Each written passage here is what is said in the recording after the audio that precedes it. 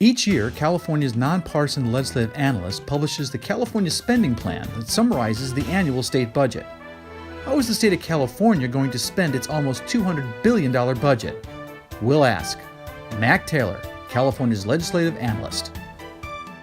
Additional funding for the Maddy report made possible by a grant from The Wonderful Company, harvesting health and happiness around the world. From the California Channel at the State Capitol and the Maddy Institute, it's the Maddy Report with Executive Director of the Maddy Institute, Mark Kepler. Welcome. Just how does the state spend your taxpayer dollars? Our guest would know. He's Mac Taylor, California's legislative analyst and the recognized authority on the state budget. Welcome back to the Maddy Report. Nice to be with you again, Mark. So each year, the governor proposes a budget in January. What did Governor Brown propose for fiscal year 18-19 back last January? Well, the governor's budget does come out in early January. That sort of sets the framework for budget discussions. And we had fairly good revenue growth.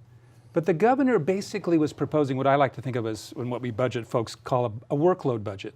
That is, he wasn't proposing lots of new programs or expanding existing programs. It was like, whatever we were funding, let's continue to fund. You might have cost increases or caseload growth, but we're just going to fund what we fund. And so what the governor did with all this new money, he basically put it in reserves.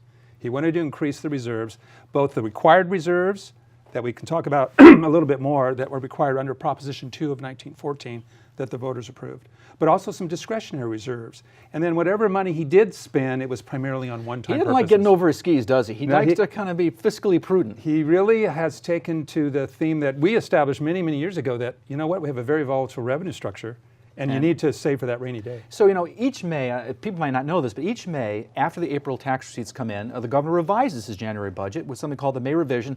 A lot of people call it the May revise. I think that's grammatically incorrect, but anyway. May revision is what we The call it. May revision is the correct way to say it. How did the governor's budget change this last May? Well, the key development in May, as you say, after we learned about how much personal income tax revenue came in, we had a lot more money. And back in January, we thought we would have more money, and so we tried to sort of prepare the legislature for that. Turns out we had about $7.5 billion more over the whole budget window. That's a lot of money. That is a lot of money, even for a budget as large as ours. Now, some costs went up also. We had some Medi-Cal, which is a health program for low-income people. We had some costs go up there. School spending went up. So that additional revenue was offset by some additional costs, but the governor did propose to increase reserves even more. And he also proposed a lot of one-time expenditures, particularly in the capital outlay area. Right, so one time, it's not going to be continuing, obviously, year after year after year, just a one-time hit. So then you go forward to June, and the governor and the legislature settle on a final budget. How did that differ from the May revision? It was kind of a combination of the reserves were a little bit less, more what the governor had proposed in January. There was a little more spending. The legislature obviously negotiates with the governor. There was more money, for example, for universities. There was more money put in for homelessness. But I would say the overall framework was pretty much what the governor laid out. We're going to put a lot of money aside for reserves, and when we do spend money, it's going to be primarily for one-time things. Yeah, it's interesting. I mean, when you take a look at a budget, I've always done, disagree with me if I'm wrong, but it's kind of it's the objective manifestation of policy, right? Isn't that what a budget is? It's setting your priorities. Right. I mean, that's in a very tangible way.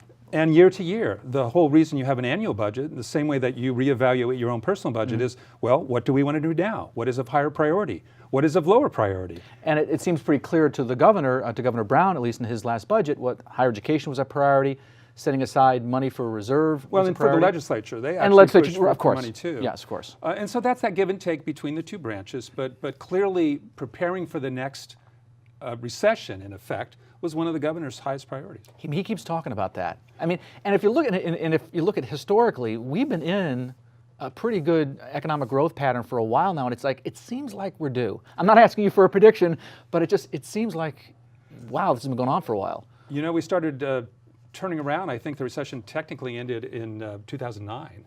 So we're coming on a decade of growth. It's one of the longest recovery periods in our, modern history. Yeah, that makes people a little nervous. So the overall spending picture for the state of California, excluding federal funds and bond funds, how would you describe it? I mean, how much has spending increased generally, and how much specifically for the general fund and for these special funds? Yeah, there's the two types that you just mentioned. The general fund is what you would think as your main operating account. Your main checking account is where we put most of our money in, and it can be spent for any reason, any purpose at all. Right. But then we have what these that are called, and it's a smaller part of our budget. It's probably 40% of what our general fund budget is. Special funds. And you should think of those as money that's paid, but it's usually spent and dedicated towards a particular purpose. Right. If you are a contractor or have lockbox. a license, well, not really a lockbox, but think of it if you were you had to be have a license for your occupation. Right. You would pay a fee, Right. and it would go for that purpose of regulating your profession. Right. Okay. So and so there's some money there in the special funds as well as the general funds. The general fund grew relatively rapidly. Yeah, I think I was reading. Was it 9%? Which is a big year-over-year increase. Special funds did not grow that much, about 2%. Okay. Well, up next, how did the state decide to spend your money? That conversation in a moment. This is the Maddy Report. Welcome back. I'm Mark Hepler with the Maddy Institute. We're talking about how taxpayer dollars are being spent by the state with Mac Taylor, California's nonpartisan legislative analyst. So we're talking about the state's budget's about $200 billion total budget. Of that, the legislature has about $10 billion what's called discretionary general fund money after they fund existing programs. Can you explain that discrepancy? Sure, and it might be better to compare that $10 billion against the general fund's total budget of about $140 billion. Okay. So what does that mean? And it goes back to this notion we were just talking about on a workload budget. Like you say, if you sort of fund what you've been doing, do you have monies left over for other priorities? It could be reducing taxes, increasing spending, building up reserves. And given all the new money that came, particularly in May, we estimated that the legislature and the governor had about $10 billion in what we call discretionary, that is Money to play with. kind of money to play with. But again, that could be for reserves or reducing Right. tax, whatever you want to do with it. And so that was the amount that we tried to characterize. Well, sort of what happened with that money? Right. Yeah. It's interesting. You were saying, this discretionary money excludes dollars controlled by constitutional funding requirements like Prop 98. Prop 98 Exactly. is a big cut of the budget. It's 40% of the budget, and it has its own formulas. And so whatever those formulas would dictate, if it grows by 2 or 3% or whatever, that's part of the workload budget. And then you have money above that you could add to this educational spending or other purposes. For a layperson, I can kind of look at, okay, I pay a mortgage on a house. I know if I'm projecting next year's budget, I know I'm going to be spending this much money on my mortgage, but I have got a raise. So where can I spend the additional money?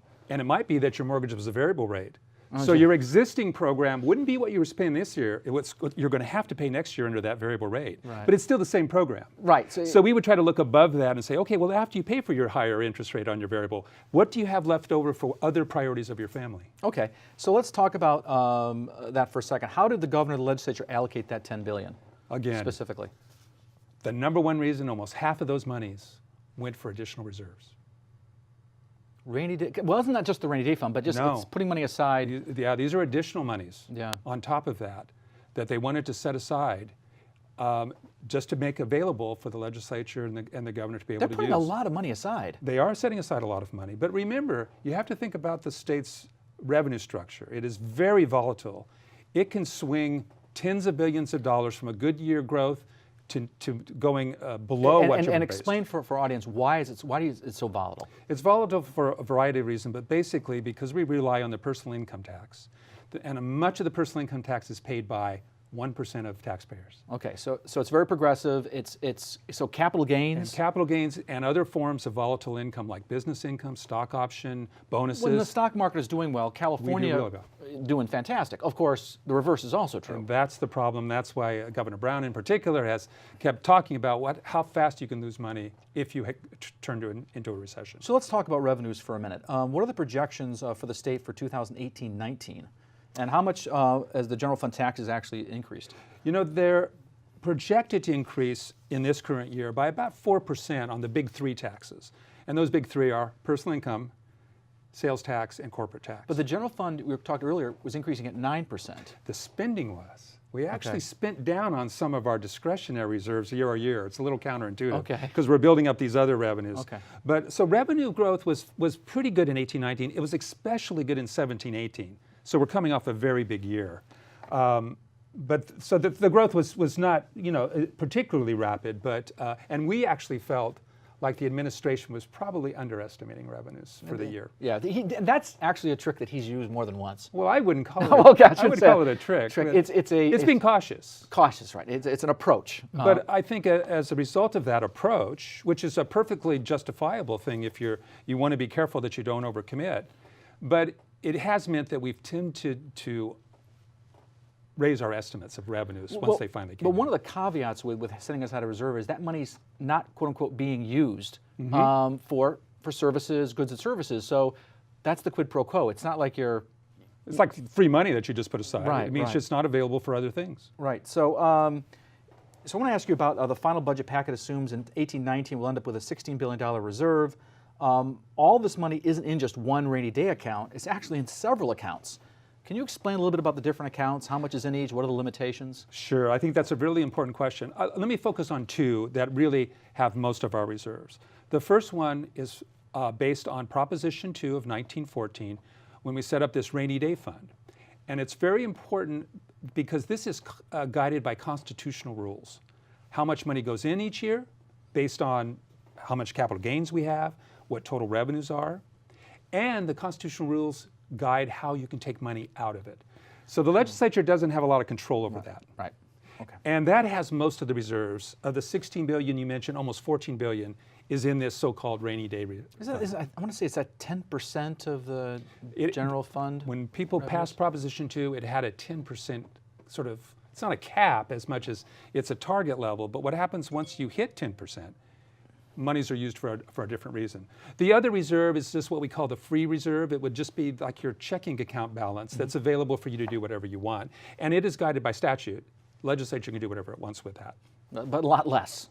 A lot less money right now. Right now, okay. Well, this year's budget generally focused on one-time spending and building more reserves. The money was spent on a variety of other issues. We're going to talk about those in a moment. This is the Maddy Report. Welcome back. I'm Mark Kepler with the Maddy Institute. We're talking with California's legislative analyst, Mac Taylor, about the 2018-19 state spending plan. Education, we talked about it earlier, lion's share of the budget, 40% of the budget. And you said that there's considerable new spending in virtually every education segment, from early childhood through college. So early education, how did it do under the budget? Early education, which consists of both child care programs and preschool, which has obviously more educational aspect to it, did extremely well. They had about a 16% increase in their spending year over year. And there was basically two components of that. We provided a lot more slots, that is, places for kids, throughout the state. And we also increased reimbursement rates that we pay to providers, and with the thought that, that will encourage more supply. Yeah, it's interesting, the pre-K stuff has been going on. There's been discussions about this for a long time. The former Senator Pro Tem Darrell Steinberg, I believe, was a proponent of pre-K. They want to have universal pre-K. That's another issue, but that's a pretty big ticket item. That would cost a lot more money because we're not serving all the people who are eligible. Right. But on a year-to-year basis, this was a substantial increase. Yeah, and I think it's interesting that they increased the number of slots, but they also increased the reimbursement rates, because if you have the slots, but you don't have anybody willing to do the job, then it's like you don't have the slots, exactly. Right? So you got to do the reimbursement rates. So what about K-12 education? K-12 education, also, which as we said is the biggest single piece of the budget, and they got a rather large year-to-year increase in discretionary money. They've been doing well for years now. They've been doing very well because we had to sort of make up from when we had reduced spending during the Great Recession. And they've been getting a big chunk of revenue increases. So they have been doing very well. And I would say 18-19 was another very good year. They had about $5.8 billion increase effectively over what had been committed in 17-18.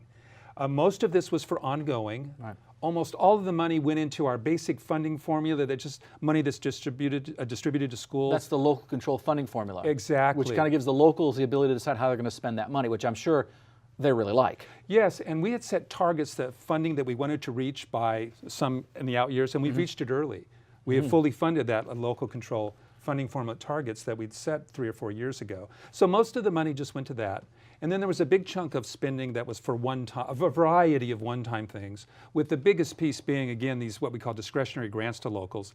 They could use it for any one-time purpose that they wanted. There's a lot of focus, and it seems like to me, you can correct me if I'm wrong, the way the budget is going by the legislature and the governor toward low-performing schools and students, people that are a little bit more educationally challenged, to try to raise those numbers, those levels. The whole local control funding formula is geared towards giving considerably more money for students who are either low income or English learners. And the argument would be that they probably need more help, more assistance in kind of getting their academic achievement up and closing that academic achievement gap, which is Which is problem. considerable, Right. and that was the theory behind the whole formula. Well, we got community. What about community colleges? You know, and the other things like career technical education, online community colleges. What's happening there? Community colleges who've also been doing very well, again, as this funding formula, Proposition 98, Yeah. has required large increases in recent years. And in 1819, they also got like a $1.2 billion Because they're part increase. of. It's interesting. They're part of Prop 90. People forget that community colleges are part of that calculation. They take about just over a tenth of the total Prop 98, but they are part of that calculation. And the whole Prop 98, which is K-12 and community colleges, is about 40% of our whole budget.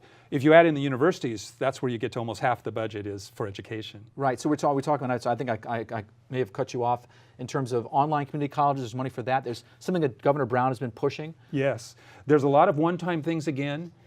There's also about 800 of that 1.2 billion was just generally going money out for per student increases. Right. So again, community college district just had a lot more discretion over having more money to spend in whatever way they thought was appropriate to serve their local community. And then there's higher education, the UC and the CSUs. Right. And they did fairly well. General fund support for the CSU system increased by 9.5%. Now that's a little bit overstated for a couple of reasons. Some of that money was only on a one-time basis. Okay.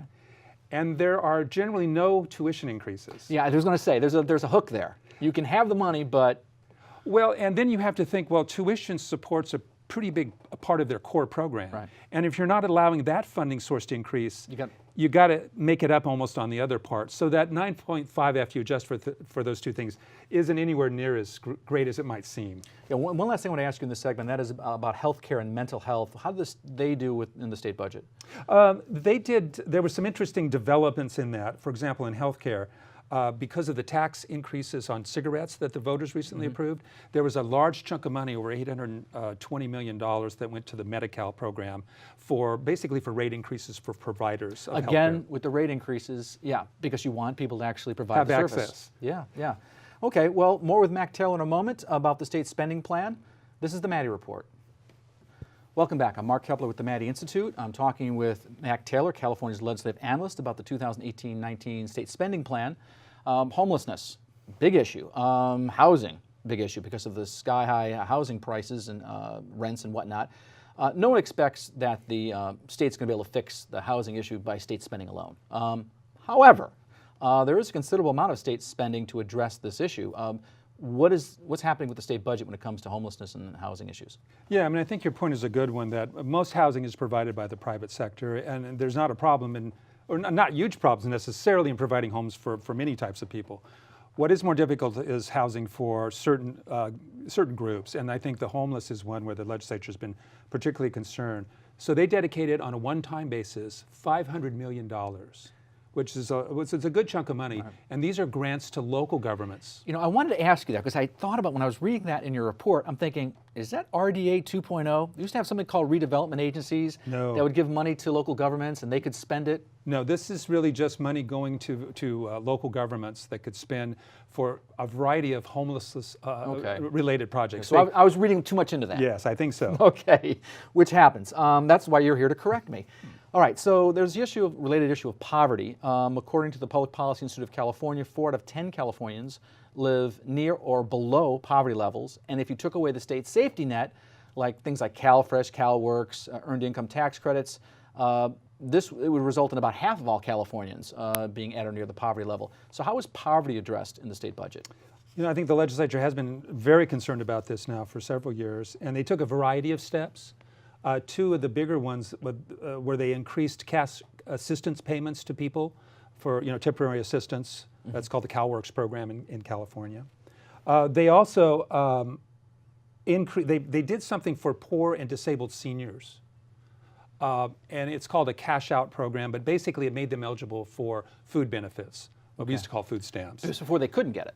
They couldn't get it because they had this little $10 cash out, but they'll be eligible for a lot more benefits. Most of the seniors and disabled will be eligible for a lot more total benefits with this action that the legislature took. And there's the earned income tax credit, which is a way to kind of encourage people to work if they're lower income. Very low income people, we expanded that.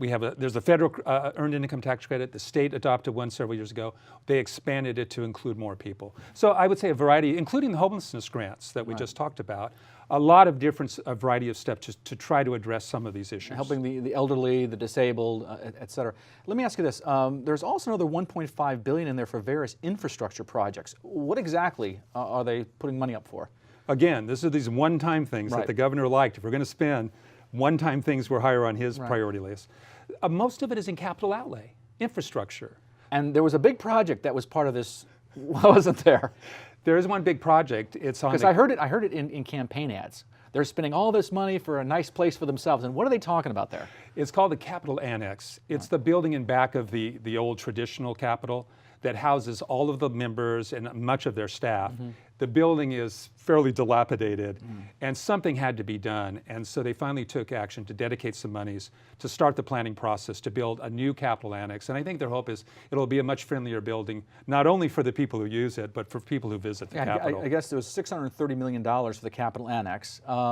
And if you've been to the Capitol, you kind of you do notice going from one building to the other that there is definitely a difference. But that building, I guess, was built in 1952, and they felt, maybe we ought to do a little upgrading. It's a tough one, obviously, for members to take on, but hopefully we'll have a building in 4 or 5 years that will be much better for the public also. Right. Okay. So any other major features in the budget package? Oh, sure. I mean, there's just a whole variety of other actions. For example, during the process, they put on the ballot Proposition 2 of this year, which voters just recently voted on, and that allowed the mental health monies, the so-called millionaire tax proceeds that is dedicated towards mental health.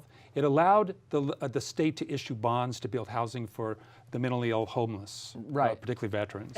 At very rough estimate, but usually when you look at those bonds in the propositions, you should generally basically double it for what it's actually going to cost you over the period of the payment. Because of interest. Because of interest. So it's like putting it on your credit card. Yeah. In some ways, I guess that's the best way to kind of think about that. Except, fortunately for the state, because the feds exempt that the tax, the income that you earn on bonds is actually a fairly low rate. So the state borrows at a fairly good rate. Okay, we only got about 30 seconds left, but I did want to ask you about some of the other interesting nuggets you might have found in the state budget. Anything come to mind that kind of grabbed your attention? Well, I think there are a lot of little things that we had money for electric Valley stations. fever research, exactly. EV charging stations. The charging stations is what I meant. The earthquake early warning system. We also had some fairly substantial policy proposals. They adopted a new way of allocating money for community colleges that I think will have to be worked out over the coming years. So there were some large policy proposals as well. You got to drill down. It's funny that say it's budget dust, $2 or $3 million here or there, but there's a lot of things in that budget, and it does tell you a lot about the priorities. I want to thank Mac Taylor, California's legislative analyst, for being with us. If you want to stay current with state and local politics, you can follow us on Facebook, Twitter, or log on to our website at maddyinstitute.com. This is Mark Kepler for the Maddy Institute. Thanks for joining us.